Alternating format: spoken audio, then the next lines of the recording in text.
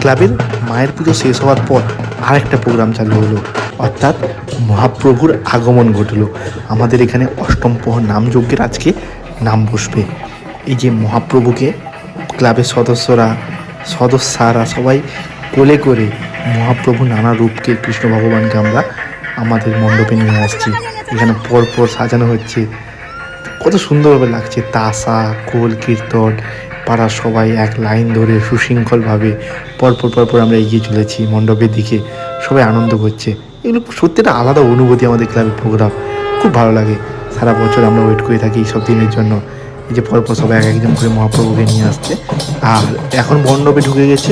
এই মণ্ডপের চারদিকে এই খোল কীর্তন দিয়ে নাচ হতে হতে আস্তে আস্তে মহাপ্রভুকে বিভিন্ন পুজোর প্রসেস আছে, একটা প্রসেস কমপ্লিট হবে, তারপরে এই মণ্ডপের চারদিকে বসানো হবে, তারপর পুজো শুরু হবে।